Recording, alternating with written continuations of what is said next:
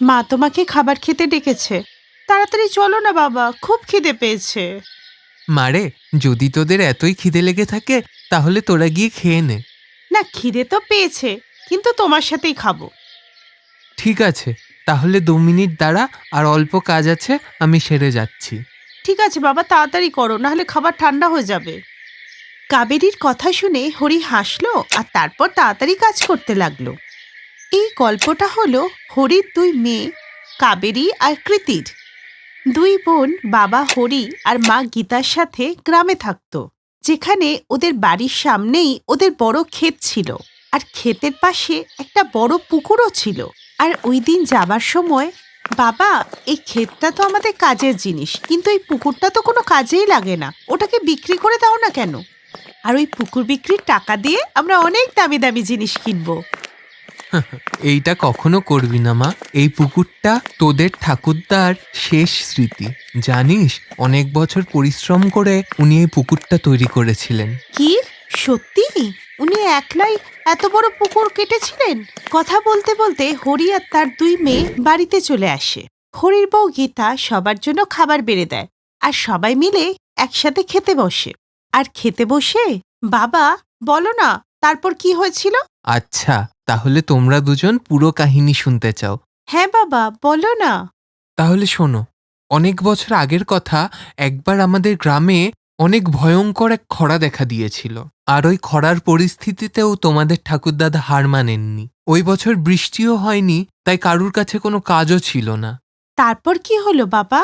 তাই তিনি তখন ভাবলেন যে যদি ভবিষ্যতে এরকম কোনো ঘটনা আবার ঘটে, তার জন্য আমাদের প্রস্তুত থাকা দরকার। তাই তিনি কোদাল তুলে খুঁড়তে শুরু করলেন। শুকনো জমিতে বাবা? হ্যাঁ, শুকনো খেতেই। আর তারপর তিনি কোদাল চালাতেই থাকলেন, চালাতেই থাকলেন, চালাতেই থাকলেন।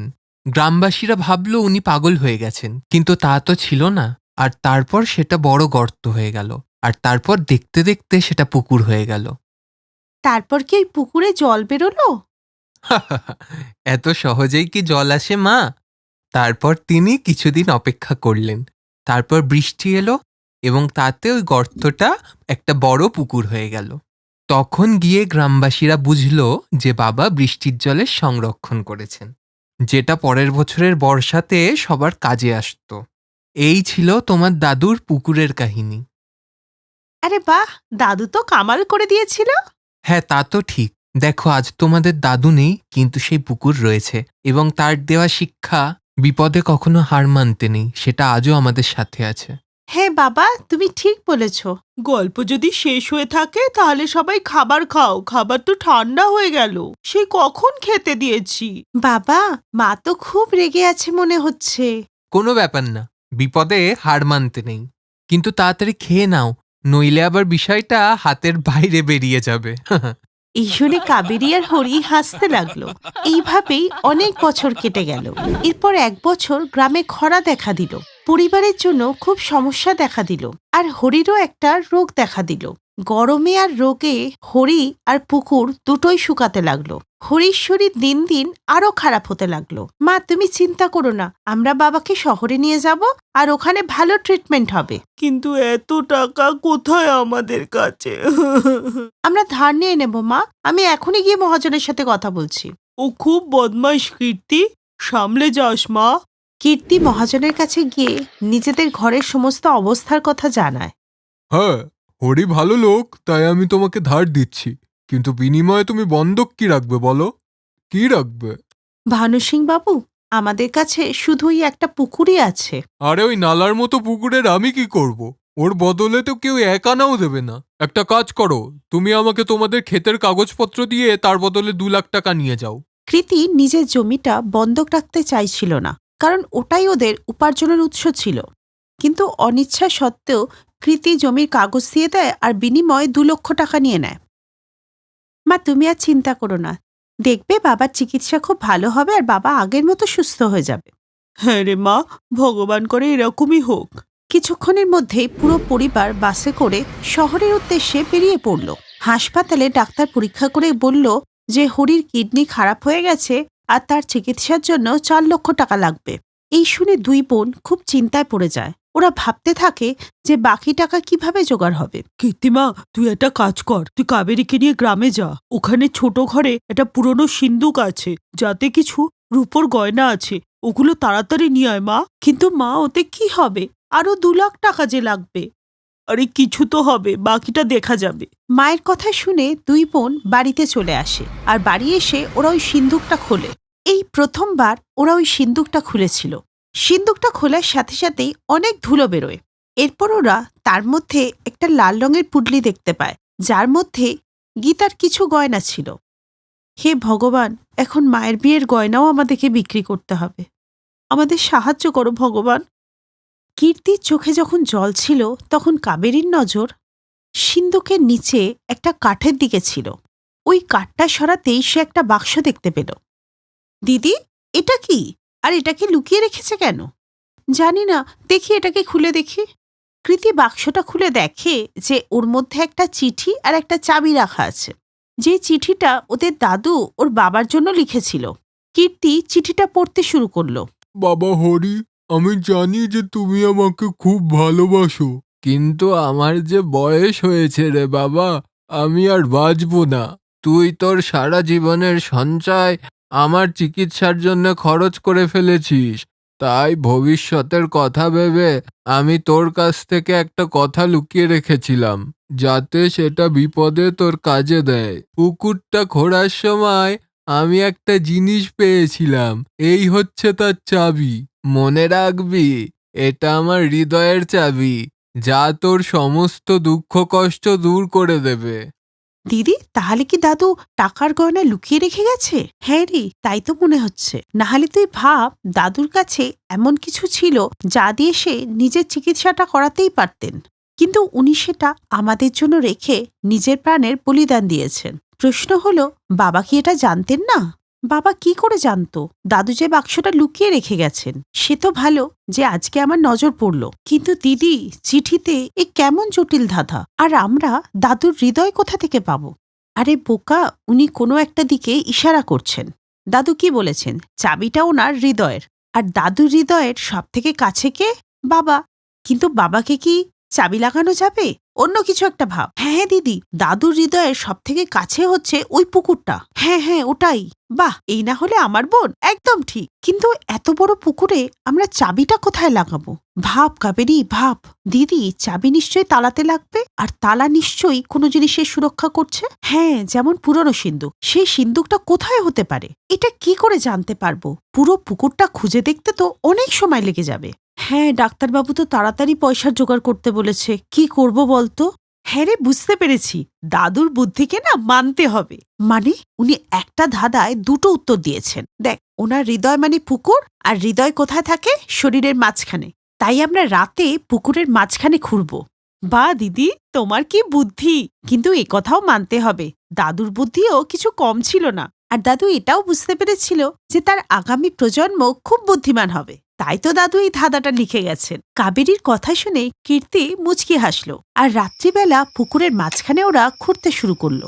আর কিছুটা ঘোরার পরে ওরা সত্যি একটা সিন্দুক পেল, আর সিন্দুকটা খুলে দেখলো যে ওর মধ্যে অনেক সোনার মোহর।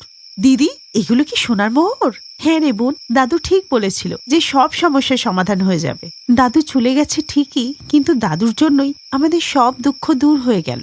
পরের দিন কীর্তি কিছু সোনার মোহর বিক্রি করে দেয়, আর তার বিনিময়ে অনেক টাকা পায়। ওই টাকা দিয়ে ওরা বাবারও চিকিৎসা করালো, জমিটাও ছাড়িয়ে নিল। তারপর একদিন, মা, তুই বললি না তো এত টাকা তুই কোথায় পেলি? এরপর কীর্তি ওর বাবাকে দাদুর চিঠিটা ধরিয়ে দেয়, আর কাবেরী সব কথা বলে। মা, বাকি সোনার মোহরগুলো আমরা কি করব? মা, ওই মোহরগুলো বিক্রি করে আমরা এই পুকুরটাকে অনেক বড় আর সুন্দর করব, আর তার পাশে বাগান বানিয়ে লোকেদের বসার ব্যবস্থা করে দেব, আর সাথে পানীয় জলের ব্যবস্থাও রাখব, যাতে যখন কেউ এখানে এসে বসবে সে যেন গাছের ছায়ায় বসে ঠান্ডা মিষ্টি জল খেতে পারে।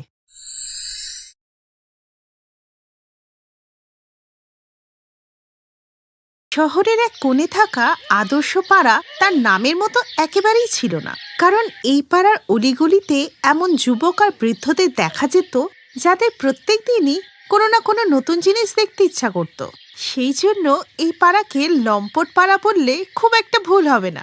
এই পাড়ারই সরলা দেবীর ছেলে নবীনের সদ্য বিয়ে হয়েছে। ওর ওয়াইফের নাম শ্রেয়া, আর সে খুব মডার্ন ছিল। ওদের বিয়ে শ্রেয়ার বাপের বাড়িতে হয়েছিল। তাই বিয়ের পর শ্রেয়া যখন নিজের ব্যালকনিতে দাঁড়িয়ে কানে হেডফোন দিয়ে গান শুনতে শুনতে এক্সারসাইজ করছিল, এই দিকে তার শাশুড়ি সরলা দেবী তাকে বাধা দিয়ে বলে, বৌমা, বলছিলাম কি, তুমি এইভাবে ব্যালকনিতে দাঁড়িয়ে এক্সারসাইজ করো না। আমাদের এই পাড়াটা একদম ভালো না, এখানকার সব লোকগুলো লম্পট। মা বোনদের ভুলভাল নজরে দেখা এই লম্পটদের কাজ। তাই দেখো, কোনো ব্যালকনিতে কোনো মেয়েরা থাকে না, সব ঘরের মধ্যেই থাকে। যাই হোক মা, আমি ওইভাবে থাকতে পারবো না। আমি সবসময় বাইরেই এক্সারসাইজ করেছি, এটাই আমার অভ্যাস। তাই আমি কারোর জন্য নিজেকে চেঞ্জ করতে পারবো না। আমি যা আছি তাই থাকবো, আর আজকের পর থেকে আপনি আমাকে একদম কিছু বলবেন না। আমি যেমন আছি তেমনই থাকবো, বুঝলেন? এই বলে শ্রেয়া ঘরে চলে গেল, আর নবীনও ততক্ষণ স্নান করে রেডি হয়ে গেল। নবীন, তুমি মাকে বুঝিয়ে দাও যে আমাকে যেন এইভাবে না আটকায়। আমি আজকের যুগের মেয়ে, মডার্ন মেয়ে। আর যদি আমি ব্যালকনিতে দাঁড়িয়ে এক্সারসাইজ করি, তাতে ক্ষতি কি? আরে আসলে আমাদের পাড়াটাই একটু অন্য রকমের, বুঝলে, তাই মা তোমায় বলেছে। আচ্ছা চলো আমরা কোথাও ঘুরে আসি, 2 দিন পরে আমার অফিস খুলে যাবে, তখন তুমি বলবে যে তোমাকে কোথাও নিয়ে বেরোয়নি। এটাই তো, 1 সপ্তাহের জন্য হানিমুনে গেছিলাম, মনটা আমার ভালো ছিল। আজকে আবার মা এসব বলে আমার মনটা খারাপ করে দিল। আমি রেডি হচ্ছি, এখনই ঘুরতে যাব।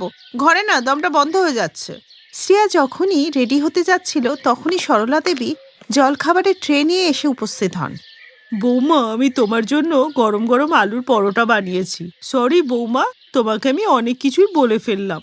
মা, তুমি কেন সরি বলছো? সরি তো আমার বলার কথা, কারণ আমিও তো তোমাকে পাল্টা জবাব করেছি, কত ভুলভাল কথা বলেছি।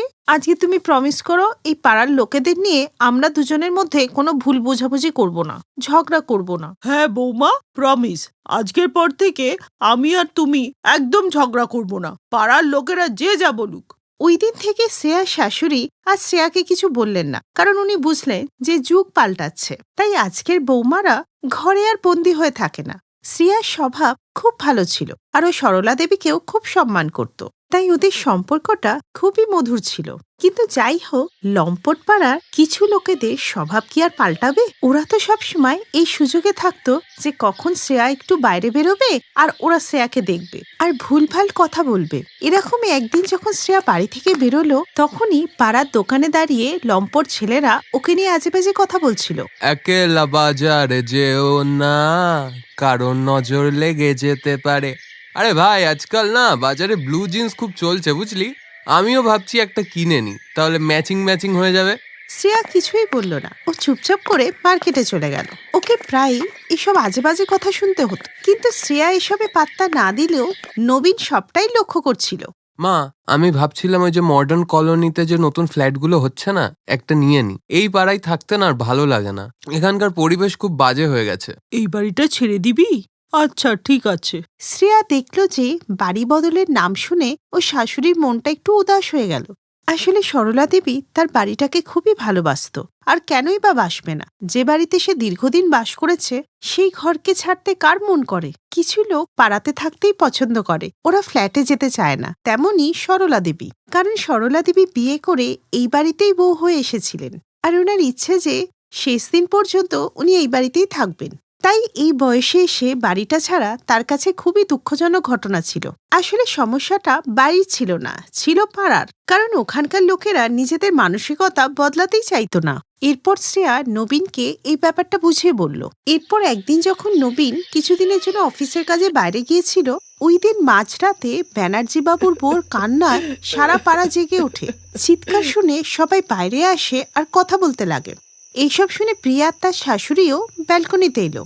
আরে কি হলো? ব্যানার্জি বাবুর বাড়ির থেকে কান্নার আওয়াজ আসছে কেন? মোহিতের শরীর খুব খারাপ, কোনো জ্ঞান নেই, নড়াচড়াও করছে না। অনিল কাকুও তো নেই, 2-3 দিন ধরে ওর শরীরটা খুব খারাপ ছিল, এখন ওর অবস্থা খুব খারাপ হয়ে গেছে, হাসপাতালে নিয়ে যেতে হবে। আরে বাবা রাহুল, একটা ক্যাব বা অটো কিছু ডেকে নিয়ে আয় না, তোর বন্ধুর শরীর তো খুব খারাপ। কিন্তু কাকু, এত রাতে কোনো ক্যাব বা অটো তো পাওয়া যাবে না। কারো গাড়ি থাকলে তাড়াতাড়ি হাসপাতালে যাওয়া যেত। কাকু, আপনার গাড়িটা দেবেন? কিন্তু চালাবে কে? আমরা কেউ যে গাড়ি চালাতে পারি না। গাড়ি তো সুনীল নিয়ে গেছে, বৌমার এক আত্মীয়ের বিয়ে ছিল, আর আমারও এখন বয়স হয়েছে, রাত্রেবেলায় দেখতে পাই না, গাড়ি চালাতে পারবো না। সবাই যখন এই বলাবলি করছিল তখন শ্রেয়ার মনে পড়ল যে নবীন তো গাড়িটা নিয়েই যায়নি। শ্রেয়া তাড়াতাড়ি গাড়ির চাবি নিয়ে ও শাশুড়িকে বলল, মা তুমি দরজা বন্ধ করে নাও, আমি মোহিতকে নিয়ে যাচ্ছি। আচ্ছা বৌমা, সাবধানে যাও। শ্রেয়াদের গাড়িটা বাড়ির নিচে দাঁড়িয়ে থাকতো, তাই সে মোহিত আর ব্যানার্জি বাবুকে ঝটপট করে গাড়িতে উঠতে বলল। এটা সেই মোহিত যে শ্রেয়াকে নিয়ে প্রত্যেকদিন আজে বাজে কথা বলতো। আর কিছুক্ষণের মধ্যেই ওরা হাসপাতালে গিয়ে পৌঁছায়, আর সঠিক সময়ে চিকিৎসা হওয়ার কারণে মোহিত প্রাণে বেঁচে যায়। আদর্শপাড়ার সব লোকেরা শ্রেয়ার এই কাজের জন্য ওর খুব প্রশংসা করলো। আর ওদের মধ্যে সেই লম্পট লোকেরাও ছিল যারা কাল পর্যন্ত শ্রেয়াকে নিয়ে ভুলভাল কথা বলতো, আর আজকে ওরই প্রশংসা করছে। এরপর মোহিত আর পাড়ার সব ছেলেরা শ্রেয়াকে সরি বলে, কারণ শ্রেয়া না থাকলে আজকে অনেক বড় বিপদ হয়ে যেত।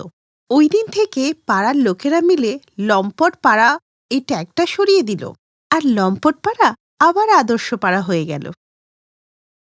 Best buddies. হ্যালো ফ্রেন্ডস, এই ভিডিওটা দেখার জন্য ধন্যবাদ। যদি এই ভিডিওটা তোমাদের ভালো লেগে থাকে তাহলে প্লিজ লাইক, সাবস্ক্রাইব আর কমেন্ট অবশ্যই করবে এই ভিডিওতে। আর হ্যাঁ, শেয়ার করতে ভুলো না কিন্তু। আরো অনেক মজাদার ভিডিও দেখার জন্য নিচে দেওয়া এই বেল আইকনটাকে প্রেস করো। দেখতে থাকো বেস্ট বাডিজ।